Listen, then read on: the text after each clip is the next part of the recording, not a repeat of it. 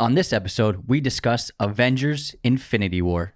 Released in 2018, directed by Anthony and Joe Russo, on a budget of $321 million, this film grossed $2.04 billion worldwide. $320 million budget, that's crazy. Insane. Wow. $2.04 billion. This is the fourth movie to gross $2 billion worldwide after Avatar in 2009, Titanic 1997, and Star Wars Episode 7, The Force Awakens in 2015. And at the time, it was the fastest to $1 billion. It made $1 billion in 11 days. Yeah, I think it was the fastest opening weekend, and I don't think it's been broken since. But don't quote me on that. I remember when it came out, there was this fever pitch for it. Everyone was clamoring to see it. I was dying to see it, and I didn't go until I think it was 3 weeks into the release because it was sold out everywhere, and it was just hard to get any tickets, even though we would live in LA. Yeah, and I actually went with a big group of friends, so it was a really fun experience for when I went at the time. There was maybe wow, I went with 11 people. This poor guy over here, and it was just a really fun experience, and we were so giddy getting there, and when we watched it, we were all blown away, and we were all so sad and devastated at the end of the film, and we were talking about it for hours after. That you can say is the ultimate strength of what Marvel has done over the past decade and a half, where you have all these superheroes that no one outside of superhero fans and comic fandom knew. I had never heard of Thanos. I had barely heard of Iron Man. Captain America, yeah. I was aware. Thor. I was kind of aware of Hulk. I knew Hulk. Otherwise, no one. And all these characters, I know that comic book readers and comic book fans, they've known of these characters forever, and they've always supported them. But it's amazing that Marvel managed to take these characters the mainstream audiences had never heard of, and they brought them to film screens in such a big way. And the culmination of this two-part ending, this being the penultimate episode, millions and millions of people became gigantic fans of these characters, and it's really incredible what Marvel pulled off. The best way to support Raiders of the Lost Podcast is to become a patron at patreon.com/Raiders of the Lost Podcast. You'll get perks like personalized messages, personalized videos, podcast schedules. Top tier patrons also get a monthly shout out on the podcast, which we will be doing in this episode. And all patrons are also privy to our daily posts and monthly giveaway contests. Head on over to our new website, RaidersOfTheLostPodcast.com, to check out all of our sources of content, our custom movie posters, our merch, and you can become a patron there as well. Yeah, I think my favorite part of this entire film, and you can argue for later on in Endgame, is, like you said, we had these established characters who a lot of them had 2 or 3 movies. Just we know who they are. We've grown to like them in their franchises. But now Marvel and the writers and filmmakers, they take the different universes and different franchises of this Marvel Cinematic Universe and throws them together into different groups. And we have Tony Stark and Doctor Strange in the beginning of the movie with Hulk and Bruce Banner, and then we have the Guardians with Thor, and these different connections. It just works so well, even Bucky's in Wakanda. So I think it's such an interesting take, and it mixes everything up, and I think it's what keeps it fresh, even though this is it was the 17th the 19th Marvel movie, I think. The only thing you can compare it to is the television series, with this being the final season of the series. You know what I mean? It's the season finale of Breaking Bad, but that's not even close to as many the characters. Season finale of Game of Thrones. You can compare it to Game of Thrones during the final season. Okay, so, all these amazing characters that you love that had never connected before. Tyrion connected with a few of them, and Jaime with a few of them, and otherwise not really. And they all had their own plots and their own journeys. And then in the 8th season, they're starting to connect, and then there's those moments where all of the major players are together in one scene, which is just mind-blowing. And this is what this whole movie is like you said. You have these big personalities like Tony and Strange butting heads, and it's so fun to see how they play off each other. And then I think even better is Thor and Star-Lord and how they play off each other. So funny. And Thor plus the Guardians is just comedic gold, which is obviously why they're going to be in Thor Love and Thunder. And so being able to bring these beloved characters who had never met or intersected before into one moment by the end of Endgame is just amazing. Yeah, and they did it in a really clever way. It makes a lot of sense how all these connections happen with Thor and the Asgardian ship being destroyed, and then the Guardians come and find the distress beacon, so that's how they get connected. And then Tony insinuates that Steve Rogers is the only person that can find Vision and Wanda, and that's how that team up happens. But before that, Hulk is thrown into Strange's temple, which then brings Tony into it. So it's you're right, everything unfolds really naturally, and it seems believable that all these occurrences and situations putting the characters together. And another major pro to this film is obviously the villain Thanos, and easily probably the best part of the movie, probably the best superhero comic villain we've seen in cinema before, I think. And better than the Joker?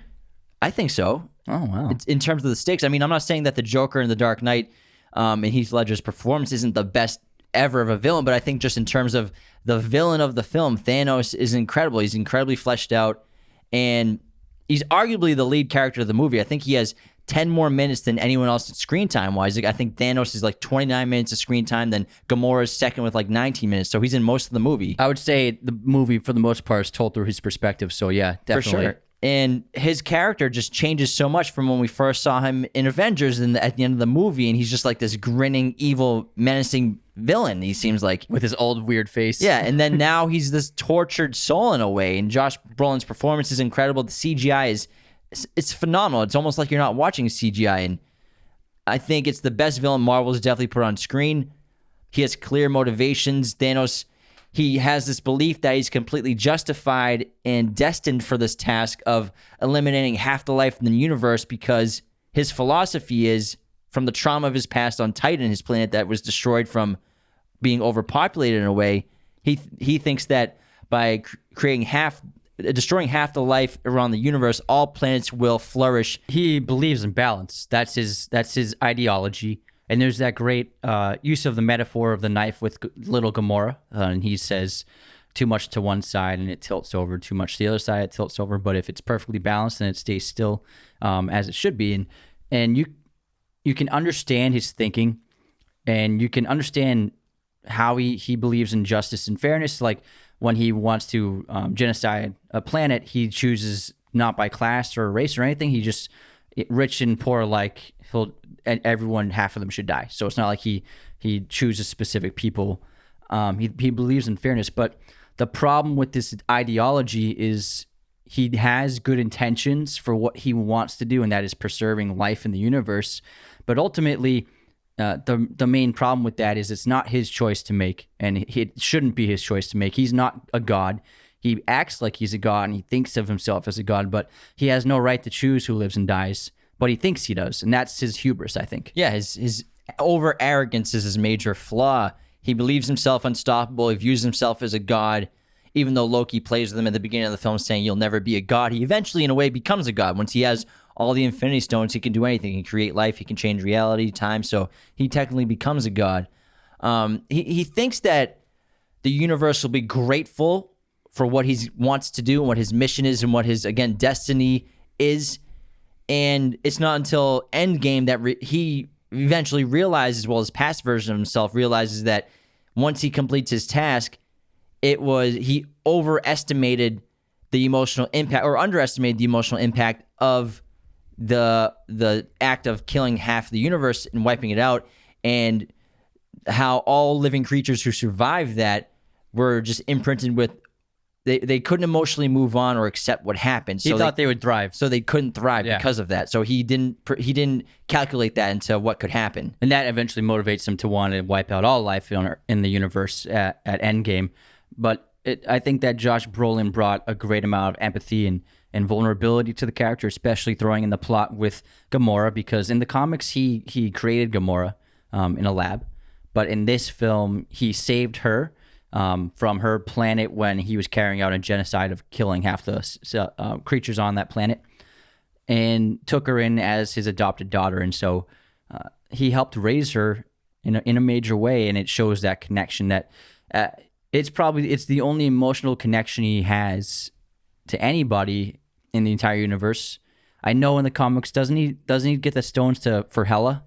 He has, actually, in the comics, it's a more nihilistic approach in terms of, or nihilistic, sorry for the pronunciation, approach to, he does wipe out half the universe with the gauntlet and the stones, but his approach in Destruction for Life is to satisfy Death, who he's in love with. So, yeah. And Death is personified as a woman in the comics, So he's doing it out of love, and the desire to show to gain Death's affection, Whereas this time, he's motivated based upon his ideology, which you can definitely get behind, because how do you portray a version of death that someone can be in love with? That would be very difficult to do in the film. So I think the Russo brothers were smart with, let's have him motivated by his ideology instead. Yeah, and the flashbacks and exposition give this brilliant explanation for the source of Thanos' motivations. He's talking about when he was on Titan, when he's talking to Doctor Strange, he says, when we faced extinction, I offered a solution. He's like, genocide, and they called me a madman. And I think the other flashback where he saves Gamora's planet, basically, even though he kills half the planet, he saves it because when him and Gamora are arguing next to the throne that he always wanted her to sit in someday, he says that the children of that planet know nothing but full bellies and clear skies. And so I think because he saved Gamora's planet, and probably other planets had the same effect, that justifies in his mind that it's okay to do throughout the entire universe, and it means he has to do it. We interrupt this podcast to bring you some breaking news. This is an important PSA brought to you by Manscaped.com. This is the news you've all been waiting for. The Manscaped engineering team has confirmed that they have successfully created the Lawnmower 4.0 trimmer, which is now available for purchase in the USA and Canada. And I gotta say, this new trimmer, they just sent it to us. Somehow it's better than the 3.0. It's incredible. We're some of the first people in the world to get our hands on it, and I'm telling you, best clippers I've ever used. And I was saying that about 3.0. This is even better. Join the over 2 million men worldwide who have put their trust in Manscaped for their grooming needs.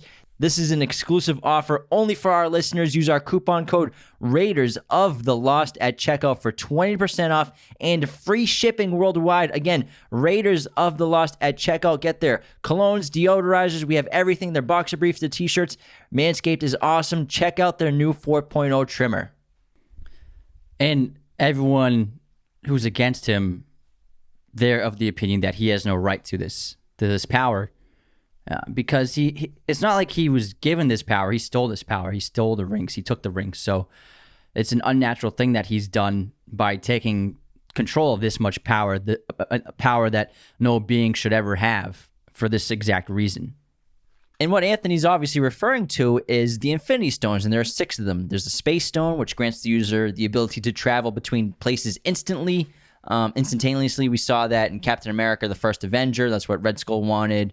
Avengers, that's what the Infinity Stone that's inside the Tesseract.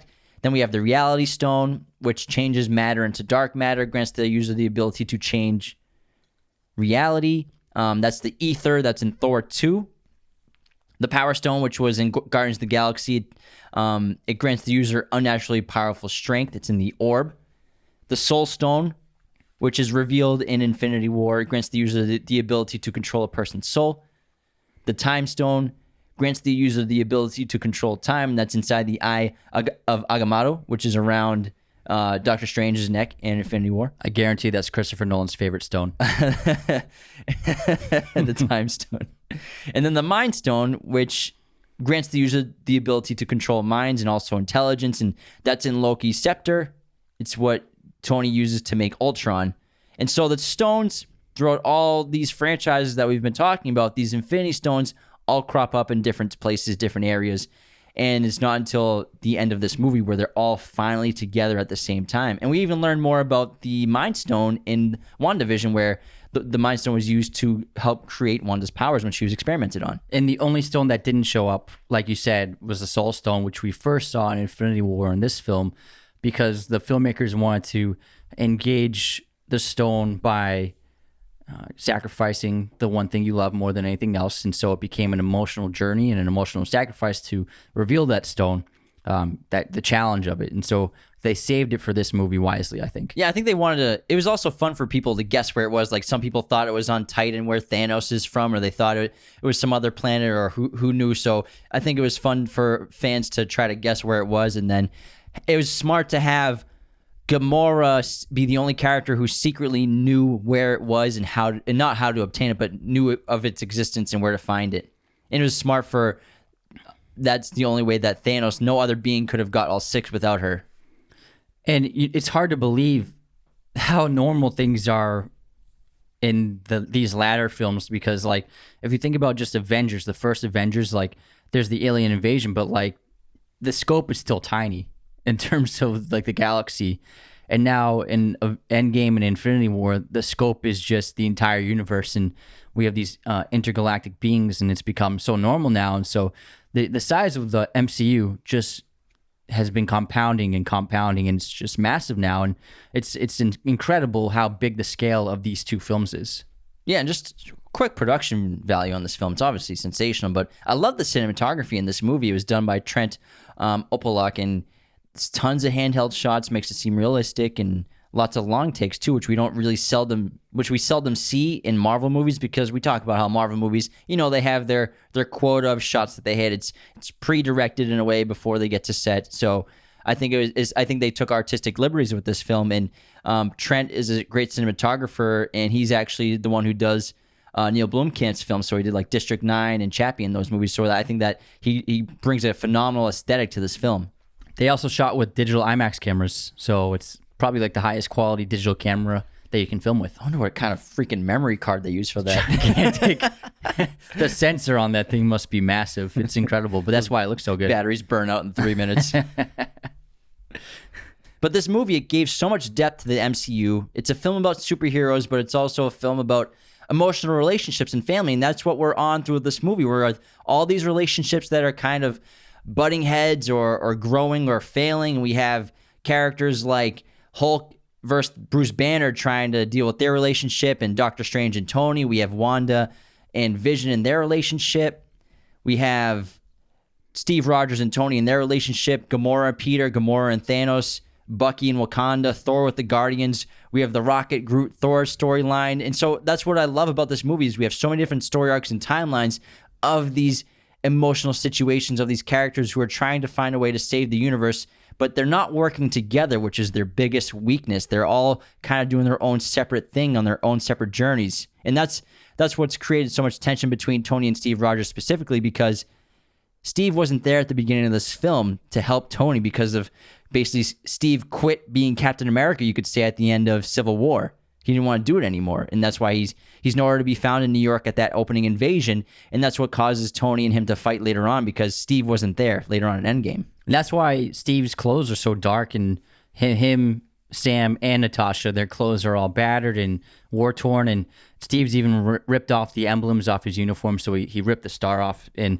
I know it looked like from trailers that he was wearing his famous black costume from the comics, but he was actually just still wearing the same costume from Civil War, but it's just run down, and it's all like battered, and it's got like stains from like explosions and like charcoal stains all over it. So that's why it looks dark, but it's actually the same exact costume he's always had. They're just operating under the radar and in the shadows, and it seems like Sam, Steve, and Natasha have become like a great unit working together. The way they take out those two bad guys pretty easily when they save Vision and Wanda. They seem to be, they've probably been at it for a few years now. But my favorite reveal of a character, not so much the reveal, but Doctor Strange in this film, he seems like since his solo movie, he's been training for years now, up to this point in the MCU timeline. So he's been the Sorcerer Supreme for a while now. And so he's now attained the abilities that you could call him easily one of, if not at this time, the strongest Avengers. And it was great to see him. He's very much like, at this point in the MCU, he's like a leader. And he even talks down to like Tony Stark. You know what I mean? Because it feels like he's like the dad of the group almost in a way. Absolutely. Yeah. He seems like he's bearing the responsibility and leadership role. And he's very important in both of these films, because obviously we have the situation where he uses the time stone to check out all the different simulations of what's going to play out when they fight Thanos. And out of 14, there's only one that they win. 14 million. Yeah, 14. I'm sorry, 14 million. You only looked at 14? Come on, Strange. 1 in 14. That's not bad odds, actually. Yeah, I'll take 1 in 14. But it's 1 in 14 million that they have to win. So he's a really important figure in both this and Endgame and the saving of the world, because I think in the back of your mind when you're watching him give Thanos the time stone, you're like, there's a reason why he's doing it. Obviously, he's doing it to save Tony Stark's life, among other things. But, later on Endgame, for a second, like, Tony's not going to be able to solve time travel if he's not alive. So that's obviously one of the reasons why Strange willingly gives up the time stone. But He's a super important character in this film, and it actually makes me a lot more excited to see the next Doctor Strange movie. Especially if rumors are true that Wanda will be in it. So that would be a lot of fun.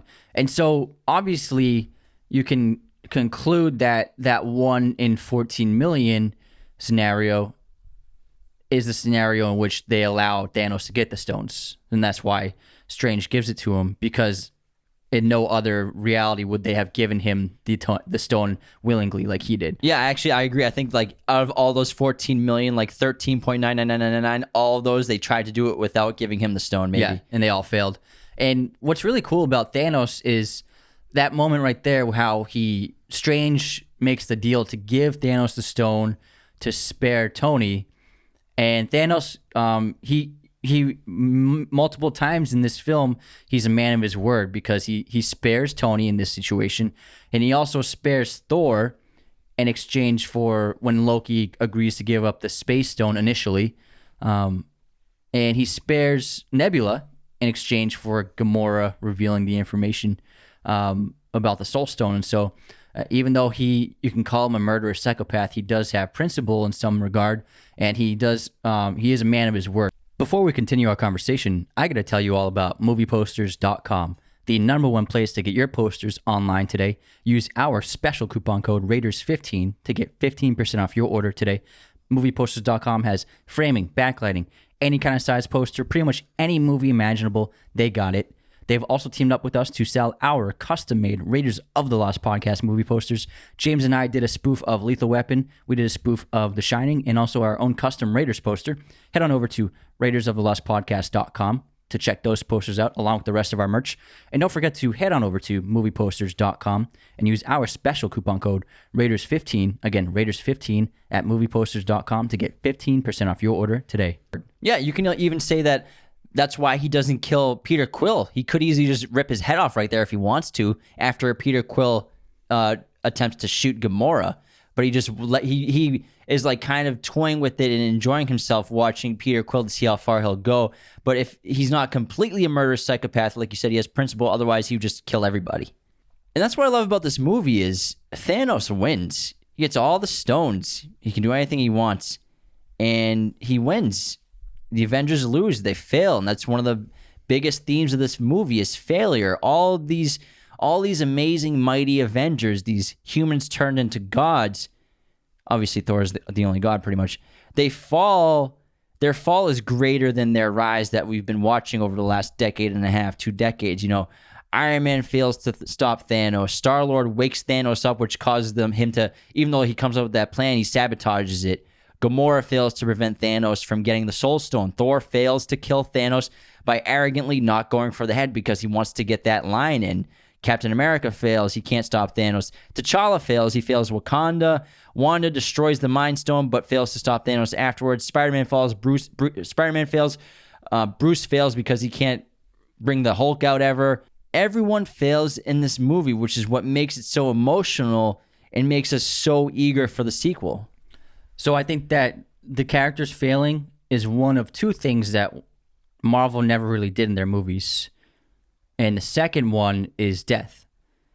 It seems Marvel always pretty much avoided death in their films, in terms of lead characters and main characters. And it's even a running joke that like characters would never die, and that's what made the difference between like a DC film and a Marvel film. But in this film, people die. And it happens right off the bat. And it's a great opening sequence when Thanos' ship takes over the Asgardian ship. And we see that emotional scene where he literally chokes the life out of Loki. And Loki has faked his death multiple times, but this time it felt different. It was definitely real. You know what I mean? Loki really died for real this time. And I think the Russo brothers are showing the audience that, like, you know what? We're done with the safe, fluffy Marvel storylines we always go with. We want to show real consequences. And so here's one of the most beloved characters, and he's going to die within 2 minutes of the movie. And I think that really shocked audiences and really set the stage for what the movie ended up becoming. Yeah, that also ties into my #1 con with Infinity War, and you could say the final 2 Avengers film in general, because it's really one movie. although some characters really do die, like you said, Loki in the beginning, and then Idris Elba's character, and then a few other characters actually really die. Obviously, Marvel isn't going to kill off half of their superheroes. We all, even though we know that he's going to snap his fingers at the end of this film because there's going to be a sequel when we went into seeing this. I mean, Guardians 3 was announced before this movie was even released, so we knew that was going to happen. We knew there's Spider-Man Homecoming was going to be after Endgame. After Black Panther made $1 billion, so it's not like they're going to kill T'Challa off just like that. So I think, for me personally, the stakes of the movie weren't as high because I knew pretty much everybody was coming back for the second film, even though T'Challa disappears, Peter Quill disappears, Spider-Man disappears, all these major players disappear. The franchises aren't over. It's Disney. It's Marvel. They're going to make more movies with all these characters. We know they're coming back. Obviously, the early deaths are the emotional part because we know they're not coming back, even though Loki, they figured out how to make a new spin-off TV show with him. But, and obviously Tony at the end of Endgame, spoiler alert, when he dies. But that's why I think the stakes are kind of removed from this movie a little bit at the end, even though it's emotional to watch everyone die and fade away, and it's a really intense scene because they do it with no music, and you hear the vanishing, the wind and everything. So it's an intense scene to watch, but we know they're coming back. So that's just one con for me where the stakes aren't as high as it would be if they all actually really did die. I 100% agree with you because when everyone died, I didn't get emotional, and I know people were like devastated by it, but I'm like, they're all gonna be back in the second film. Yeah. So I was just more like, oh, I'm curious to see how they get these people back because they're obviously gonna get them back because I think especially for the reason that they just disappeared into dust. You know what I mean? It's not like they were physically killed because how do you bring them back if they're like just stabbed through the heart like Vision was? Although Vision will end up coming back thanks to WandaVision. So. Even though the characters who died before the blip, they are getting their own work and their own spin-off stuff. My only question is, how exactly is the Loki TV series gonna factor into the timeline of his death? I don't think it's going to relate to anything that they're doing with the future of the MCU because it's the Loki who escaped when they went back in time to get the Tesseract from New York 2014. Yeah, but if he escaped back then how is he in Infinity War, is what I'm saying. Well, it's the paradox, the grandfather paradox. Yeah. So will he just have his own spin-off thing? Maybe his own spin-off stuff, it'll end with him returning to Asgard where it'll allow him to have the end, like his actual death. And maybe it's a different dimension, but yeah, it's the grandfather paradox. How could he do this if he went back in time and did that? We talked about that with Interstellar. So confusing. Yeah. That's what makes it a paradox. But I don't know. I'm assuming they're just going to have it. My guess is it'll be a different dimension. That's my assumption. Yeah, I mean, I think they're treating it like actual comic books, where this character has their own spin-offs, and then there are the Avengers comics, and then there's like the Captain America comics. So I think it would be like that. I don't see him like connecting with this group of Avengers in this MCU. I could be wrong though. I don't know. My favorite pairing or grouping of the characters that I had never met before, it might be Thor and Rocket and Groot. I love them together. And I love when Thor is with the Guardians. It's because with Thor Ragnarok, Marvel gave Taika and Hemsworth the freedom to project their natural humor into the movie. Because Hemsworth, if you've seen him on interviews and talk shows, very funny, very charming, and they never had that strong characteristic that he naturally has in the first two Thor movies. It was always subtle. There are a couple one-liners, but with Thor Ragnarok, they really let him just like, you know what, be Hemsworth, right? And so they realized that I think Hemsworth with the Guardians crew is like peanut butter and jelly. It just works. You know what I mean? It's like lamb and tuna fish. Lamb, tuna fish. And so just Thor on that ship, it cracks me up. It's so funny. Yeah, every time. And then Star-Lord's like super insecure about him. He said, "That's a man. You're a dude. Quit feeling his muscles. Quit massaging his muscles." But yeah, it's great when him and Rocket and Groot leave because Rabbit.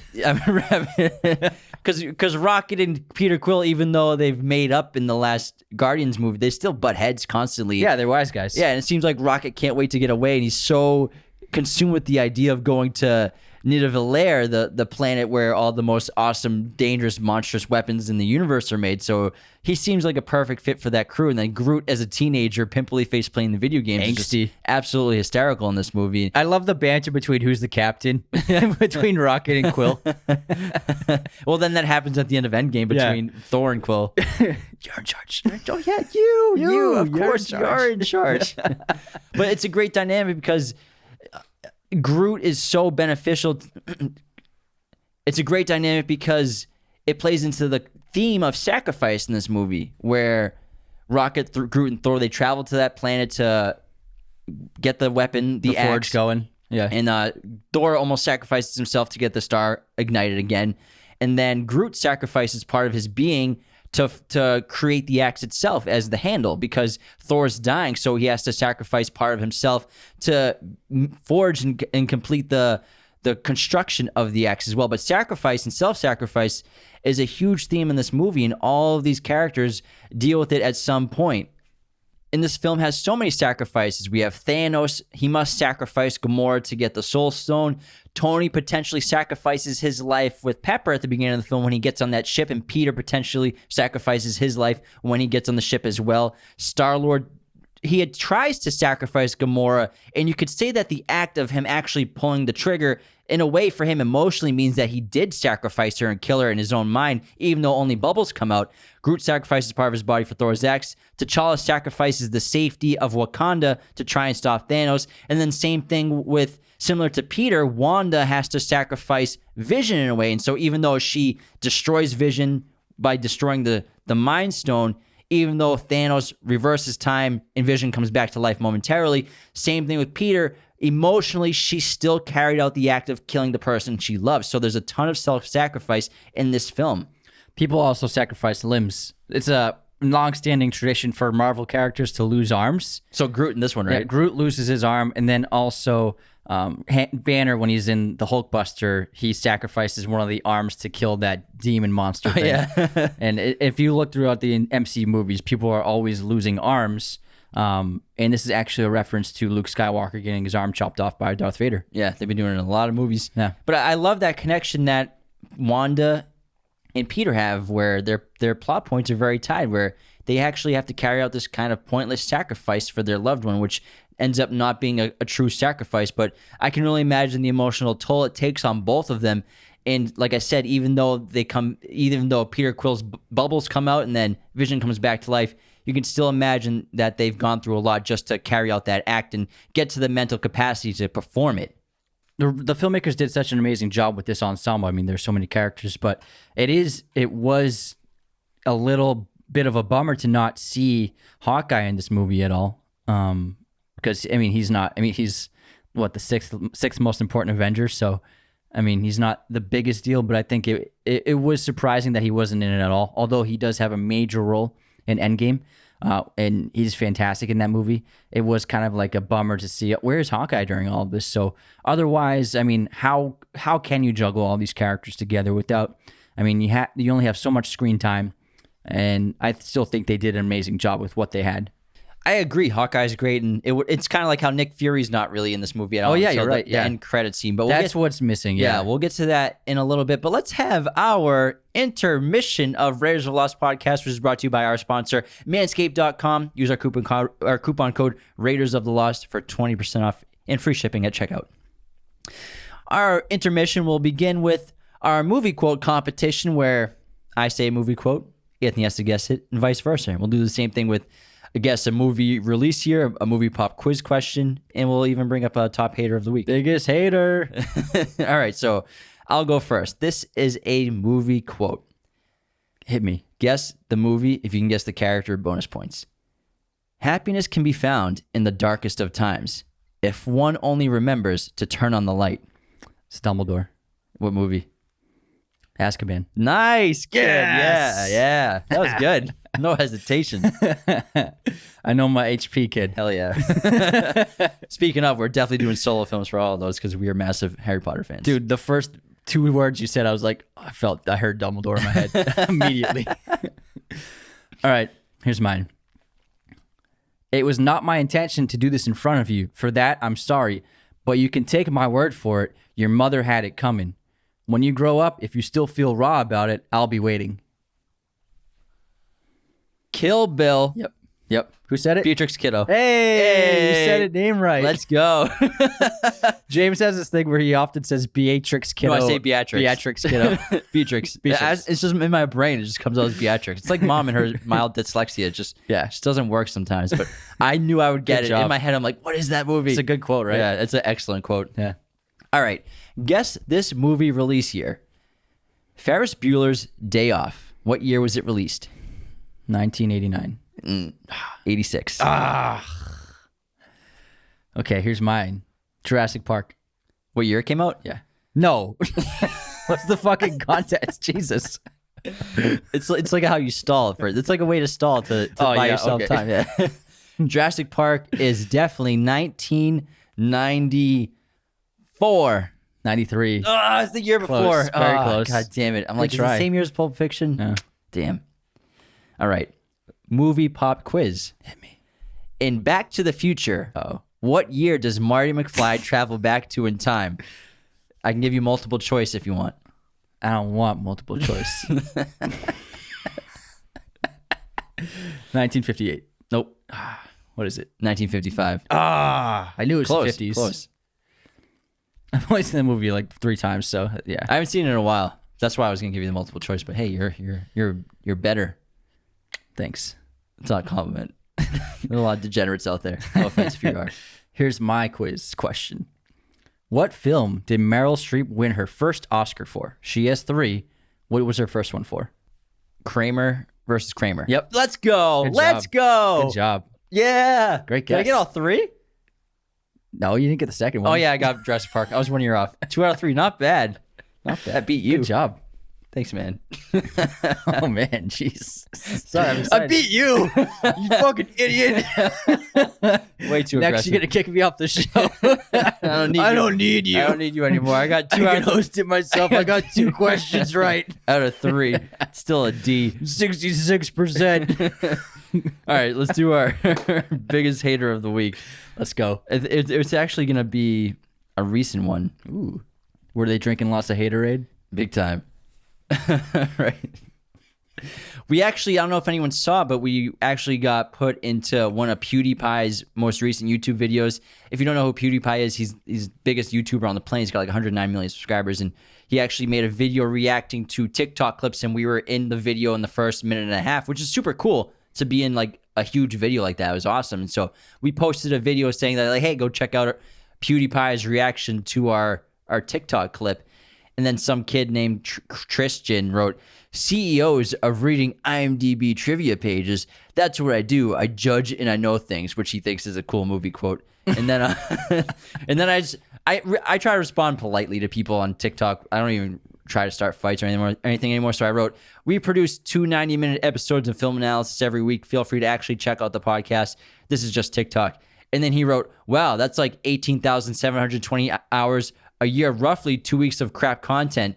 And the funny thing about that is he did his math wrong. So he had it right, but then he multiplied by 2 unnecessarily. So he doesn't even know how to do math. So that kid's a POS.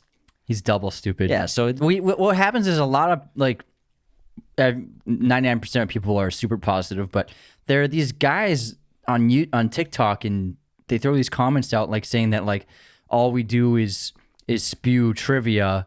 Whereas, like, well, what do you think that website you read that fact is doing? It's like the same. We're just spreading cool knowledge about movies and like expressing like, oh, maybe you don't know this about a movie, but people get so salty about it for some reason, like they get angry at us for it. yeah, but also it's just TikTok. It's just like it's just we fun can't clips. We can't condense the analysis of a movie into TikTok clips. Yeah, it wouldn't make any sense. We can't turn this Avengers episode into 100 clips for TikTok. Yeah. So we just like, here's like what would be interesting. Here's a quick fact that we'll do. It's like mostly fun facts on our TikTok as well as mild film analysis. But people get offended, man. people get really upset over nothing. But this person, he's very insecure and he's very unhappy in his life. So I have nothing but pity for him, honestly. Yeah, I feel bad for him. He just he wanted to step on top of someone and make himself feel large and tall. But he's also supposedly an actor and comedian, and he has like 3 followers. So that's why he's so unhappy. You know what I love? His bio said starving actor. Yeah, starving for attention. Clearly, no one wants to see you work. So you're gonna be starving for a long time, buddy. It's now time to do our top tier Patreon shout out list. Thank you to everyone who's a top tier $10 patron for the show. Michael Karanja, Caleb Fleming, Justin, Riley McDonald, Nikayla Simeona, Nate Moore, Angel Mendez, Travis Ball, Caitlin Signorelli, Logan Schroeder, Harry Roscoe, Jorge Chavez, Dennis, Jacob Kossler, Ken J, Dennis, Caleb McFalls, Justin T. Frank, Max Rosk, Sal Guanera, Aaron McCardle, Christopher Tunnel, Grayson Younts, Tyler McDowell, Cole Carroll, Lauren, Colby Burke, Madison Yamarillo, Barrett Compton, Tanner Teagarden, Andy Walker, TJ Rollins, John Podskin, Nelson Nicholson, Caitlin, Nick Carlson, Timon Hayashi, Nicholas Ozaniak, Christian, Nick Sheridan, a.k.a. Sherry, Andrew Lukler, Sarai Rogers, Dominic Swain, Brandon Smith, Hunter Smith, and Ethan Storm. Thank you so much to all you top tier patrons for supporting the show. All you $5 and $2 patrons, we still love you too. All right, let's get back into Avengers Infinity War. And you just brought up that Hawkeye's not in Infinity War at all, which is a bummer. That's definitely a con to the film. I think another con in addition to that is Captain America's storyline isn't super dense. He has a huge role to play in Endgame, obviously, but he's not a major player, I would say, completely in terms of the story arc of Avengers Infinity War. He barely has any dialogue. Yeah, he just kind of shows up, then he's at the battle at Wakanda, so he doesn't have a ton to do. And then also, Nick Fury's not in Avengers Infinity War at all until the end credits. And why isn't Nick Fury in Avengers the last two films at all? Besides, He's at the funeral. Yeah, so besides that, the last two scenes of the last two movies, really, it's because him and Maria Hill, they're shown driving through a major city, which looks like DC or New York, and they're monitoring the energy signatures in Wakanda. And they mentioned that they'd done the same in the Black Order's earlier attack on Iron Man, Doctor Strange, Spider-Man, and Bruce Banner in New York. So it's clear that they're kind of like what you said about Captain America and his little crew. They're like operating under the radar, kind of carrying out their own little missions. So Yeah, because S.H.I.E.L.D. is gone. Yeah, S.H.I.E.L.D.'s been disassembled, basically. So why didn't the Russos and the filmmakers, screenwriters want Nick Fury in them anymore? I'm assuming they just wanted a new direction of the films because Nick Fury was in, he's the main character of the other two Avengers movies. I think that they just wanted a different direction, but I honestly don't know the answer, really. I would say that because they have so many characters, everyone who's in it has to have a pertinent reason for being there, whereas Nick Fury is an overseer and he's the director and he's like moving the pieces, but they didn't have time to have a character like that. It would just be a waste of screen time, and so they had to have it's just straight action. And so I think everyone that's in this movie, they have vital roles to play and not a second is wasted. That's actually a really good point, because if you think about it, Nick Fury is the person whose job is getting all these people together. And in Infinity War, none of them are together at all. They don't ever get together until the very end of Endgame at the final battle. So in a way, Nick Fury's role of a person who assembles this team is kind of unnecessary to the plot of Infinity War, if you think about it, because all these characters are just in different locations doing their own thing. Yeah, because if you think about also his role in the Avengers movies that he's in compared to the solo movies that he's in for Captain Marvel and Winter Soldier, he has a lot to do in those movies, action-wise and story-wise, where he's like actually involved in the plots, especially in Captain Marvel. And so, but in Avengers and Avengers Ultron, he's very much like behind the stage, like kind of just like keeping an eye on everything. One eye. Good save. One of the most important parts of this film is when Tony, Doctor Strange, and the Guardians, and they're on Titan, and they're all waiting for Thanos to come and try to sabotage him and catch him by surprise, where after Tony and Strange and Peter on the ship, after it leaves New York, they plan to attack Thanos head on and catch him off guard, and that's what they think their best bet is. And then we have these new groups hanging out on Titan waiting for Thanos, and then Star-Lord comes up with that plan, and then they actually have Thanos, and you think they're going to win. They can get the gauntlet off his hand. Tony's almost got it off, but Spidey almost has it off. Yeah. Spidey almost has it off, and Peter's like right in his face, and Peter becomes very emotional. He's upset, and he sabotages this mission that, ironically, he came up with the plan, which he brags about, and then he ruins it because this is what Peter is. Peter's human. He makes mistakes. He fails in this movie just like everybody else, and his greatest failure is his emotion getting the better of him because he just realizes that Thanos killed Gamora, the only person he's ever loved, the only person, if you go back to Guardians of the Galaxy 2, this is the only person that he's held hands with since since he refused his mother's hand. So his connection with Gamora now being destroyed by Thanos causes him to lash out because, again, Peter Quill never really truly grew up emotionally. And so I don't have a problem with it because that's really how a human being probably would react. And he's really he's the most human of all these Avengers. And that battle is great. It's probably the best battle of the movie. Just seeing all of Thanos' abilities with these stones, and then every one of the Avengers and Guardians using their own special abilities. And like when they surprise Thanos when Tony smashes that giant rock on top of him. But then when Thanos throws a moon at him, it's absolutely nuts. I remember in the trailer when the trailer ended with a shot of Thanos with the gauntlet up, and he's screaming, and he's pulling the moon closer to the atmosphere, and then the trailer ended, and it was oh shit, that's crazy. And so it's a great battle, and it reminds me of Dumbledore fighting Voldemort, where you have all these crazy powers and amazing special effects, and just the most magical, supernatural things happening thanks to his abilities, and it's a lot of fun, and it's easily one of the highlights of the movie.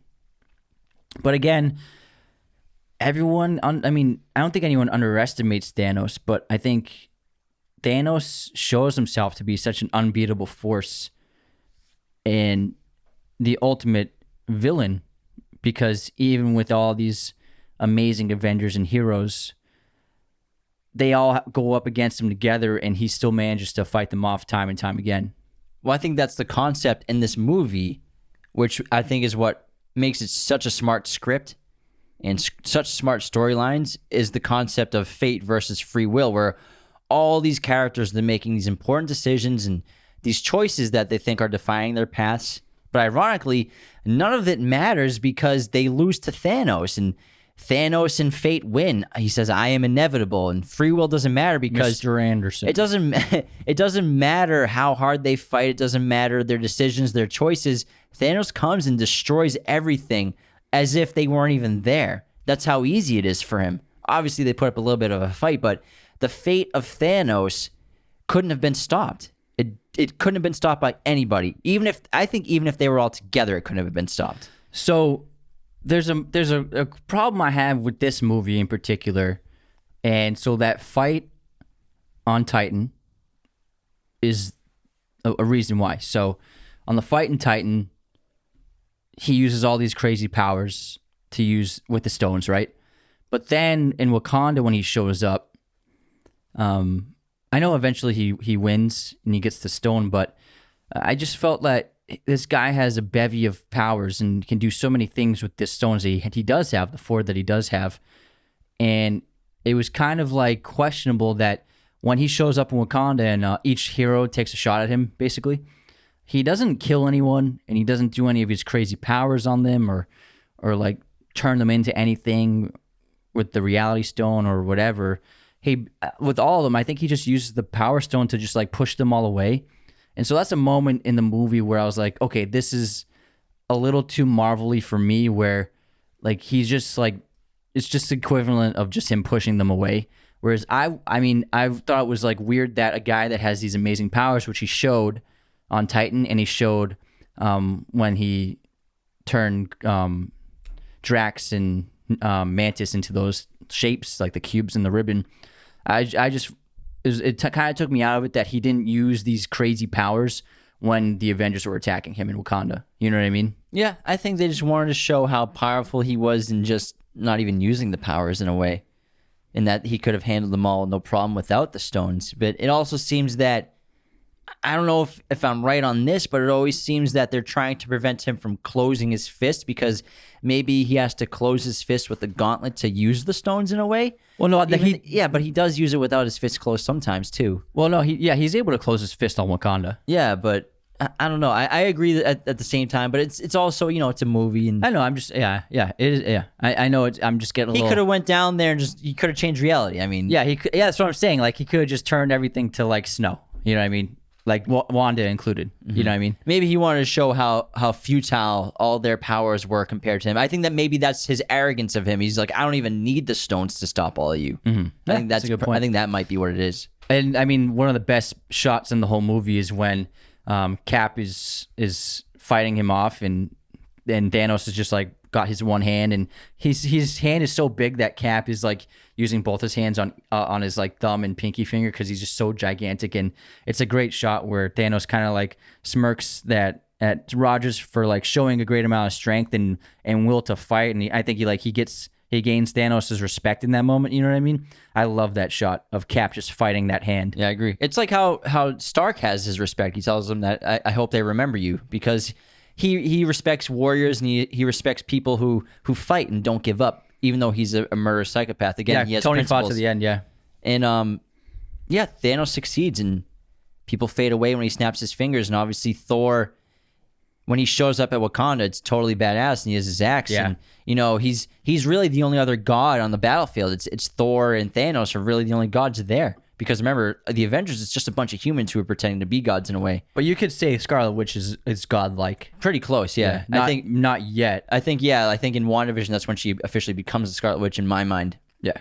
But Thor's over arrogance as well. That's a major weakness for him, because he wants to get that line into to satisfy and savor killing Thanos rather than the head, which is causes him to snap his fingers. And it's really emotional. I think you could say that's what really makes Thor snap in Endgame. Oh, obviously, that's his failure is what caused him to become Fat Thor. That's obvious for sure. Yeah, but it's really emotional when we actually watch everyone disappear and fade. Even though we know they're all coming back eventually, it is still very dark. It's still very quiet with no music. So it was surprising who they chose to kill. Yeah. Because like when T'Challa faded, I was like, whoa, you killing Black Panther? No way. Well, I think the reason they did that is because they had just wrapped filming on Black Panther, and then 2 weeks later they went into filming Avengers. So I think scheduling wise and for the storyline, they probably needed some time for the cast and crew. Who knows, maybe? No, I would say the reason for it is because one of the strengths of Endgame, I think, is that the crew, it's the old school Avengers. Oh, it's phase one. Yeah, it's the main Avengers. And so I think that they did that on purpose, because other than that, it's just Ant-Man and Rocket. Yeah. And then it's the main Avengers. So I think they purposely were like, in order for this phase to end, we need to end it with the crew that started it all. You're probably right. So it's just the phase one. This is their curtain call. This is their final game, because obviously I think they're planning, like you think that or thought that T'Challa would be the leader of the next phase, you could say, in the cinematic universe, which obviously they're going to have to re-change that all. But so Avengers, they killed all the new gen Avengers for that reason, so that the original crew would be the ones that would lead the victory in the final one. Yeah, that makes a lot more sense. Yeah, some things that do make sense. You want to talk about some superlatives? Yeah, let's do some superlatives, man. I love them. Let's rock and roll. The first one we got is the MVP. On 3. 1, 2, 3. Wait, together? Yeah, I think we have the same answer, I bet. I don't know. 1, 2, 3. Thor. Thanos. How's he the MVP? He fails, bro.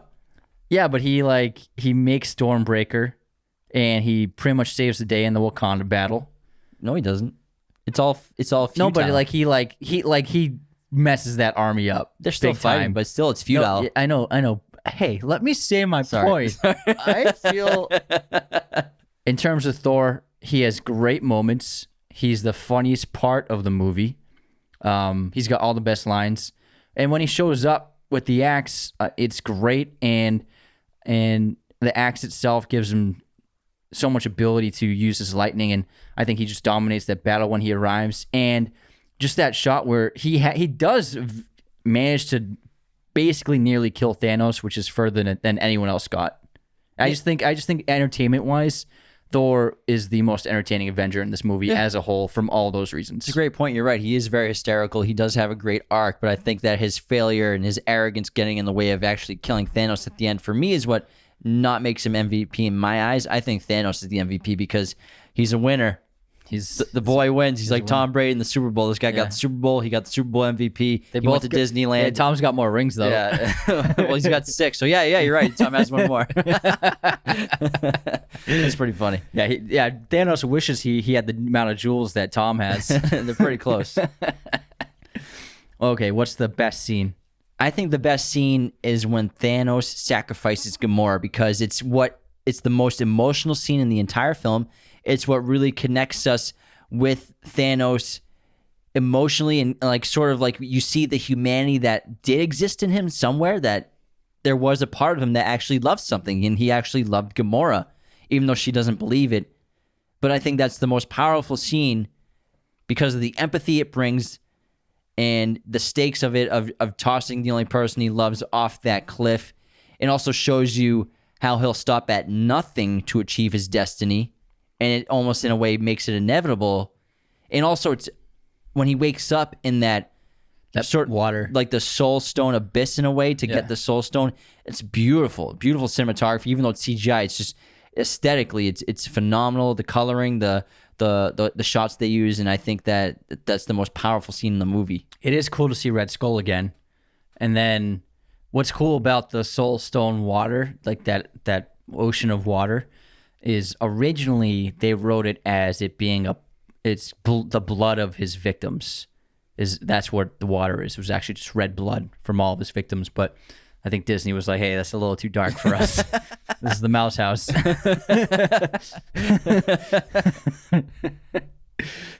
You just make it bubbles or something.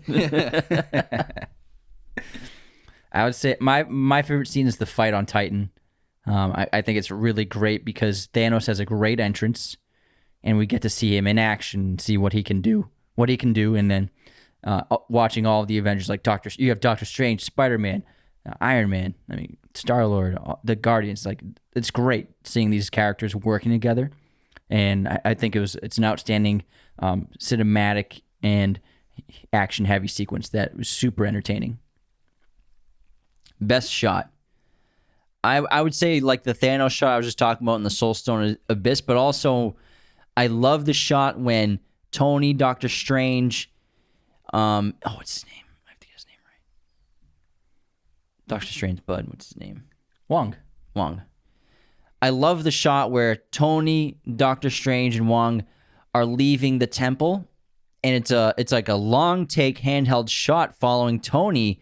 And we're like going around the corner of the building on the sidewalk, and then we're going and viewing the middle of this street. And it's very unusual to see in a Marvel movie a long take like this. It's very unusual to see a handheld take in a Marvel movie, let alone a long one. So I think that's one of the coolest shots in this film, and it effectively brings you really into the movie to feel realism effectively early in the movie.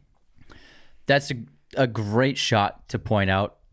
Not just because of the long take, but the changed environments from an interior to an exterior. That doesn't happen often in movies, just movies in general.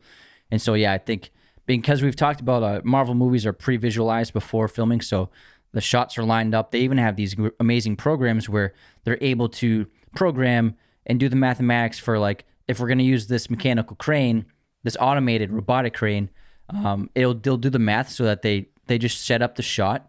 And then the shot just does it. The crane does it itself with the algorithm that's already been programmed into the computer from the previs, and so that they just get on set and hit play on the computer, and the camera does it on its own. Not that it's not great filmmaking. It's just efficient. Yeah, that's the whole thing. Marvel is super efficient. They employ this super process. High quality efficiency. Yeah, because they're trying to get the most bang for their buck. But so like this is a handheld shot in these movies.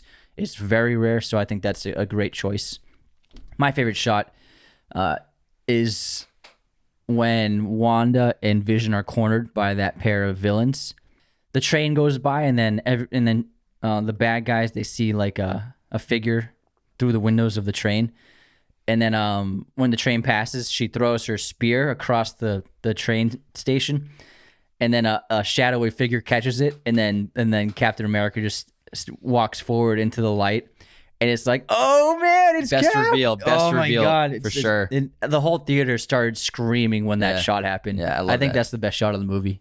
All right, best actor. I'm going to give it to, I think, Zoe Saldana. Obviously, Josh Brolin is phenomenal as Thanos, and you can only imagine what it was like for him being on set. We've talked about this with Andy Serkis doing Gollum with, you have the camera strapped to you, but Brolin at times also had these like giant styrofoam body parts and helmets to just kind of give the actors a relation to the size of what Thanos is actually like and the spacing. So he's probably in all sorts of weird getups. But I think Zoe Saldana is phenomenal in this movie. We finally get to see some great acting opportunities for her as Gamora, because I think the scene where she's talking to Thanos and she's going through so many emotions with Thanos about to throw off the cliff and saying that she's like, this is where the universe has failed you, or you failed because you love nothing. And then she's slowly realizing that Thanos actually does love her. And also the two scenes where Gamora asks Peter to kill her if Thanos ever captures her. That's a really emotional scene as well. And then also when Thanos captures Gamora and she's begging Peter to kill her, I think she gives, in those three scenes specifically, she's phenomenal. Yeah, she does have a lot to do in this movie. You're right. She's a major part. Second most viewed character on screen. I'll give it to Josh Brolin because it was a really difficult task to bring this villain to life, I think, because there was so much buildup for him. And I think he brings so much nuance and empathy and relatability and understanding to the character, where walking into this movie, I pictured Thanos as like this guy who just wants to kill everyone because he's a psycho. But then with Brolin's interpretation of the character, you really understood what he was doing, even if you don't agree with it. And he felt like a really fleshed out character. And the performance is great. And Josh Brolin based his performance off of Marlon Brando's performance in Apocalypse Now as Colonel Walker Kurtz. And so Marlon Brando, the bald-headed Marlon Brando in Apocalypse Now, inspired the way that Josh Brolin interpreted Thanos. That makes a lot of sense. They're pretty similar when you think about it. Yeah. They both have very extreme ideologies. All right. Best line. You should have gone for the head. That's probably the best line for me. There's so many good lines, though. I picked the same one. It's so good. I love so many of them. Although I would say that Thanos line with little Gamora when he's balancing the knife and he says he's just saying, I can't remember exactly, but he says too much to one side and too much to the other. But when it's balanced and it's just right, perfectly balanced is all things should be. Yeah, as all things should be. Yeah, I think that's a good line too, because it shows the motivation of his character. Underrated aspect of the movie, I think the script. It's easily the best script of all the MCU films, and every character arc is phenomenal, very well fleshed out, and every joke lands in this movie. All the one-liners work, and it's hysterical. I would agree with you. I think it's the writing of this movie, because it's a crazy task to make an ensemble like this work.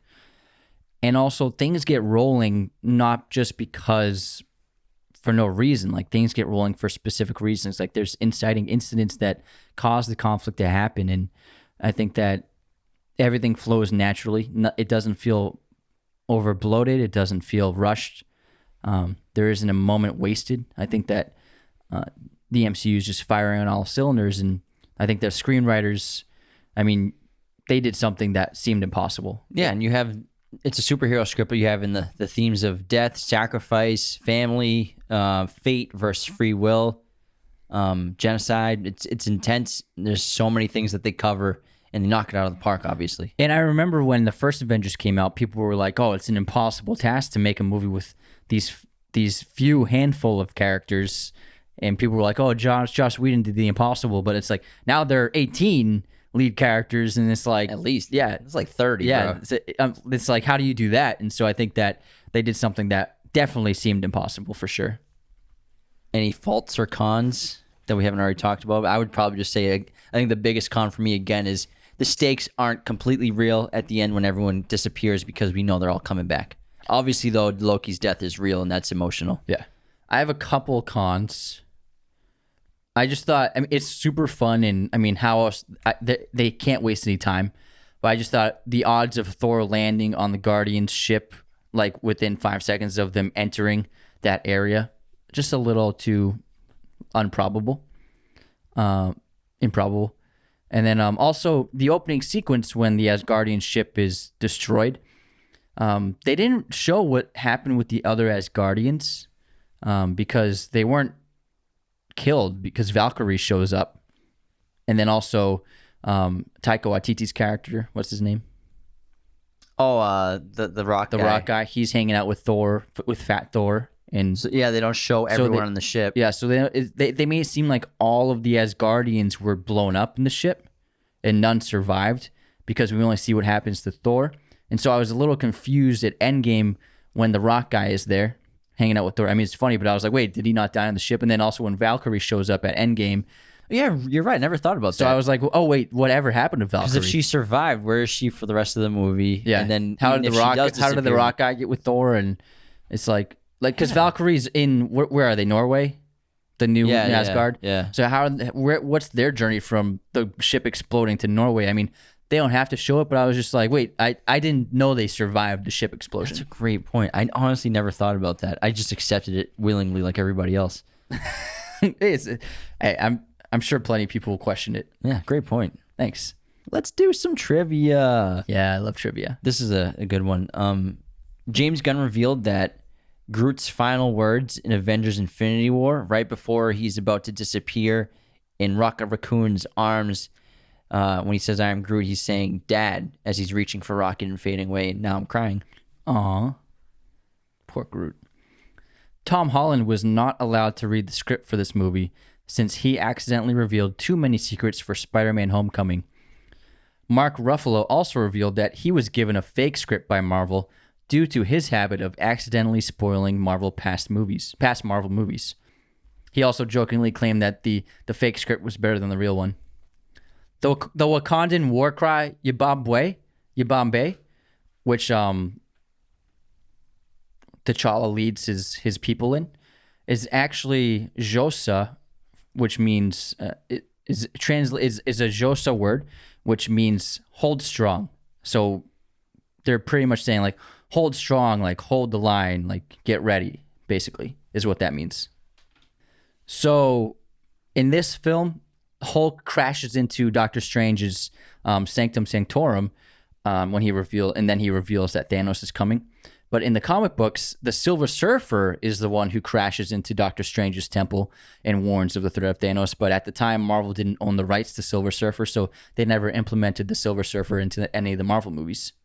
Robert Downey Jr. requested that the furniture from his house in Los Angeles had to be shipped to the filming location in Atlanta, and the movie studio obviously complied because whatever Downey wants, Downey gets.